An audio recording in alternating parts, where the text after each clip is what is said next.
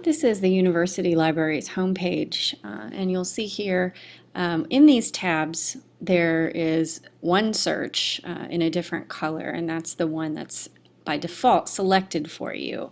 It's sort of a one-stop shopping kind of approach to research, and I'm actually going to recommend that you don't use this. You'll find probably more than you want and not exactly the things that you want this way. The best way to not be overwhelmed by research is to do a more focused search. So I'm going to recommend that you go straight to the Research Databases tab. And you'll see here you have a couple options. You can select a subject category, and if you scroll down you'll see all the different subject categories. Or you can click on this link and see a full list of the databases to which Hofstra subscribes. Now you'll notice here it kicked me to this little window, and this means you have to log in through the portal. And this is actually a good thing in that the library subscriptions are pretty expensive, and so that means that the money that you pay to help fund those subscriptions aren't just allowing anybody to search. They specifically limit those using the databases to the university community. Here's the list of all the databases, and I encourage you to take a look at this on your own and scroll down and just see the extent of the databases that we have access to at the university. I'm going to go to the subject list just so we can kind of see different ways of exploring. I think the ones that I use most frequently are history, literature, and education. The kinds of topics that you'll be writing about this semester may allow you to use different subjects, but you'll notice a lot of the databases that they categorize under one heading are also in other headings, and you'll see that many of the databases are multidisciplinary. So we're clicking here on education. And here's a great example of a multidisciplinary database. It's Academic Search Complete. That word complete and multidisciplinary here are indicating to you that they're going to cover a very wide range of subjects. Here's another distinction that's worth noting: scholarly versus non-scholarly. And we'll talk a lot about what that means and how those distinctions can collapse sometimes, and sometimes why it's important to try to maintain them in your academic work. For now, I'm just going to take you through the process of searching for a single article or a couple articles on one topic. So we're going to work with this one right here. This is Education Full Text. Notice it's called Full Text, but it says Some Full Text Articles, Scholarly. And what that means is, by full text, not everything that you'll find is going to be automatically available to you on the internet. So that's worth keeping in mind, not because if it's not available to you immediately you should just say forget it, but actually the reverse. Not everything that is useful to you is going to be something you can get immediately, which means you have to plan just a little bit ahead. So education full text, here we are. Let's move this over. Okay, this is your basic EBSCO database search. A lot of different databases in different fields are actually powered by the same company or same host here, and so you'll have the same search interface in a lot of these databases, even though they're searching different content. I'm going to do something very simple here. I'm going to type in privacy, one of the topics that we're studying in the class. So privacy. That's a pretty broad, vague term, but notice what it pulls up. We have 3,277 items that fall under this very broad term. We're going to make this a little bit smaller by clicking on this right here. So I just limited my search to scholarly peer-reviewed journals. Now again, peer review is something that we'll talk about more in our class meetings. For now, just know that it's an important way to limit your search to specifically items that are scholarly or are for academic audiences, for scholars, by scholars in almost all cases. So that's a really important distinction. Now notice also what it's searching, 1982 to 2014. That means that it's actually not searching a very broad number of years of publications.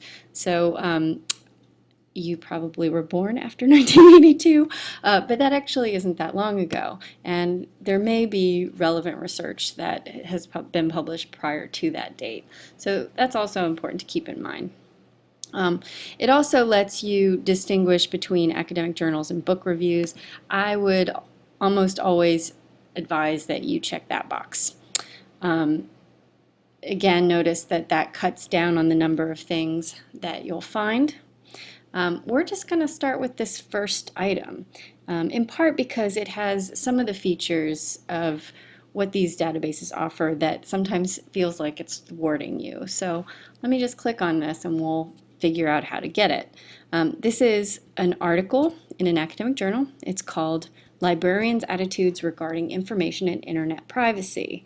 Now, if I look at these other kinds of articles here, this one right here, Managing Privacy Boundaries Together, Exploring Individual and Group Privacy Management Strategies in Facebook. This sounds really close to what I'm looking for, in part because these are kinds of conversations that we'll be having in class about the kinds of technology you use and how you give over your information.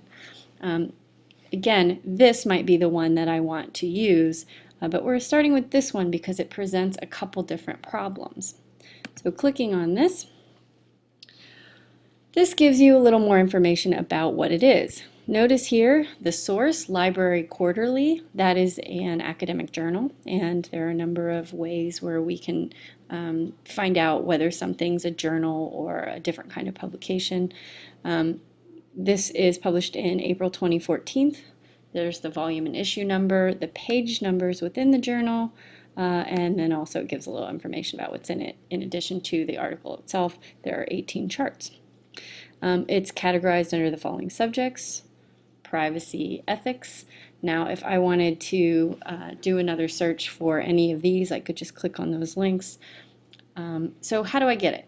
Well, you got a button here that says Find Article. Click on it. What does it do?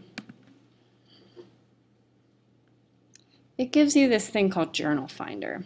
Now, it gives you the same information that you've already seen, right? You already know this about it. It says full text is available from these sources. Now, what does this say right here? Hofstra University Print Holdings. Now that means that it's not available to you online as a PDF file or as HTML or text that you can just get, read, cut and paste into your paper, of course with citations. It is in the print holdings. So the short answer is, in order to get this, you have to go to the library. You have to go to Axon and you have to go down in the basement and ask for this particular item. And it's easy to get. I would never discourage you from going to the library to get this. So that's how you do it. But when you click on that link that it gives you this fairly confusing record, the Library Quarterly. Now that's the name of the journal, right? So this is where it is. All periodicals are located downstairs in Axon. Now if I see this Library Quarterly online, I might find it a little confusing, right? I'll connect to this online version. Then you get kicked over to this JSTOR Arts and Sciences Archive Collection, which gives you the illusion that you have access to it. So 2010, 2010s, here's 2014. Remember volume 84 and April 2014. These are where that article was. Now you're probably looking at that X. What this means is you have access to the citation. You don't actually have access to the article itself. When you click on this, there's the article we want, Librarians' Attitudes Regarding Information and Internet Privacy. But if you click on it, this is what it tells you. You have a preview, you have an abstract, And then you have a button that says you can download it for $10. Now, you never, ever should download something for $10 from our library database. So the way to go about this one to find this is to go to the library and actually check out the journal for the period they allow you to take notes, and that's not a problem. So that's just one example of how sometimes what you find in the catalog is going to confuse you a little bit, but try not to worry about it. You'll be able to find almost everything you need, either by going to the library or getting interlibrary loan. And so interlibrary loan has gotten easier and easier over time, and now it is extremely easy. So in the next one of these videos you'll watch, we'll briefly go over how to do interlibrary loan.